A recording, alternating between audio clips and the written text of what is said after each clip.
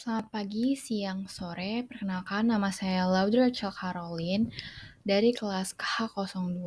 Hari ini saya akan mempresentasikan topik yang sangat menarik, yaitu tentang jalur metabolisme karbohidrat, lemak, dan protein dalam berbagai kondisi metabolisme tubuh, yaitu ada fat state, fast state, dan starving state. Metabolisme adalah dasar dari semua proses kehidupan, mencangkup serangkaian reaksi biokimia yang terjadi di dalam tubuh untuk menghasilkan energi. Dalam proses ini, tubuh memanfaatkan 3 makronutrien utama, yaitu karbohidrat, lemak, dan protein.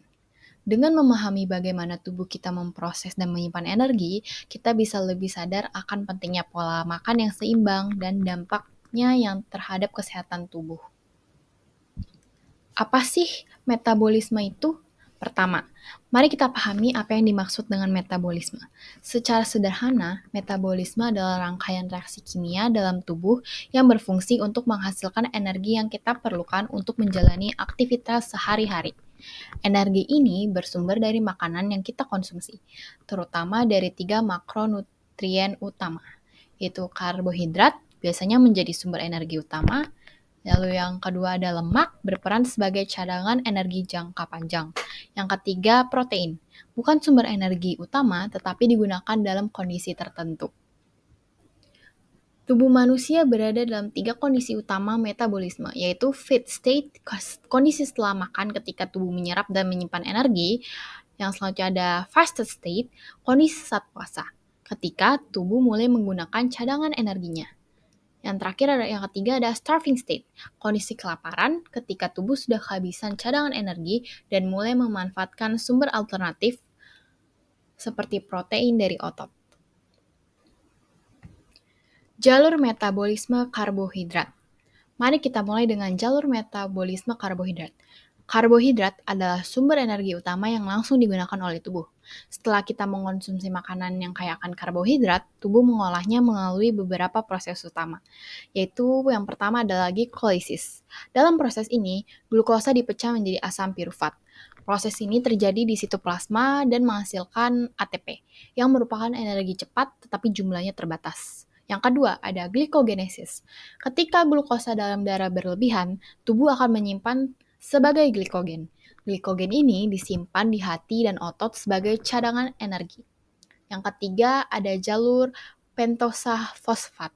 Di jalur ini, tubuh memproduksi NADPH, senyawa yang berfungsi sebagai antioksidan dan ribosa, yang digunakan untuk sintetis DNA dan RNA. Yang keempat, ada siklus Krebs. Pada tahap ini, asam pirufat dari glikolisis diubah menjadi asetil-CoA dan masuk ke siklus Krebs. Disinilah tubuh menghasilkan NADH dan FADH2 yang akan digunakan untuk memproduksi energi lebih besar melalui rantai elektron. Karbohidrat adalah pilihan pertama tubuh untuk energi, karena proses metabolisme ini cepat dan efisien. Selanjutnya kita masuk ke jalur metabolisme lemak. Lemak adalah sumber energi jangka panjang yang sangat efisien karena menghasilkan lebih banyak ATP per gram dibandingkan karbohidrat. Proses metabolisme lemak mencakup beberapa langkah. Yang pertama ada lipolisis. Lemak dalam berbentuk trigliserida dipecah menjadi asam lemak dan gliserol. Proses ini terjadi di jaringan adiposa dan dipicu oleh hormon seperti glukagon. Yang kedua ada beta oksidasi. Asam lemak yang dihasilkan dari lipolisis diubah menjadi asetil-CoA. Asetil-CoA ini kemudian masuk ke siklus Krebs untuk menghasilkan energi. Yang ketiga ada ketogenesis. Dalam kondisi rendah glukosa, seperti saat puasa atau kelaparan, tubuh memproduksi badan keton dari asetil-CoA. Badan keton ini menjadi sumber energi alternatif terutama untuk otak. Yang keempat, ada penyimpanan. Jika energi berlebihan, lemak disimpan kembali dalam bentuk trigliserida di jaringan adiposa. Ketika tubuh kekurangan glukosa, lemak menjadi sumber energi utama. Proses ini juga penting dalam kondisi fasted and starving state. Berikutnya adalah metabolisme protein. Protein sebenarnya bukan sumber energi utama tubuh. Fungsinya lebih penting sebagai bahan baku untuk pembentukan enzim, hormon, dan jaringan tubuh. Namun, dalam kondisi tertentu seperti kelaparan, Protein dapat digunakan sebagai energi melalui proses berikut. Yang pertama adalah transminasi. Asam amino dari protein dikonversi menjadi senyawa lain, terutama seperti glutamat yang dapat masuk ke jalur metabolisme energi. Yang kedua ada deaminasi. Gugus amonia pada asam amino dihilangkan dan dibuang melalui siklus urea di hati. Yang ketiga ada glukogenesis.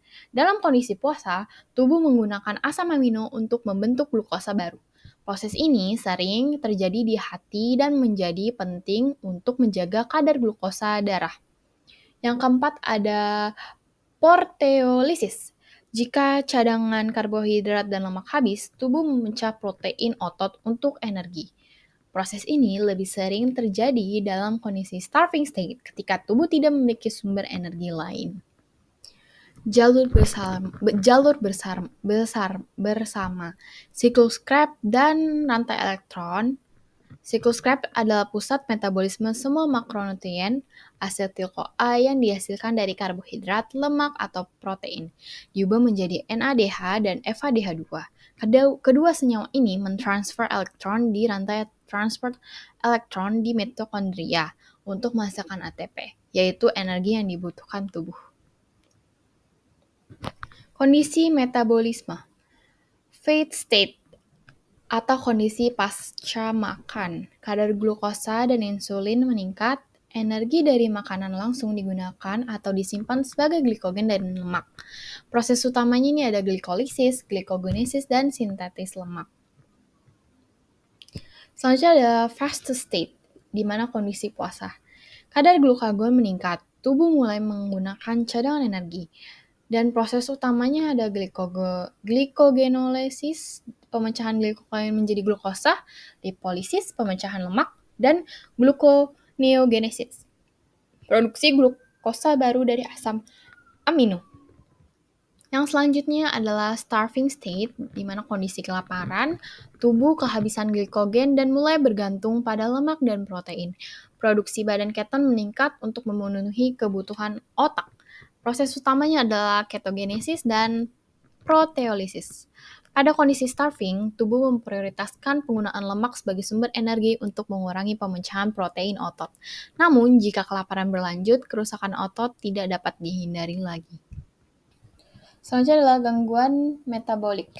Dari proses metabolisme ini kita dapat melihat bahwa keseimbangan asupan makronutrien sangat penting untuk menjaga kesehatan tubuh. Ketidakseimbangan dapat menyebabkan gangguan metabolik seperti obesitas, ketosidosis, dan sarkopenia. Oleh karena itu, pentingnya bagi kita untuk menjaga pola makan yang sehat dan seimbang agar tubuh dapat menjalankan metabolisme dengan optimal. Sekian presentasi saya, terima kasih atas perhatian Anda.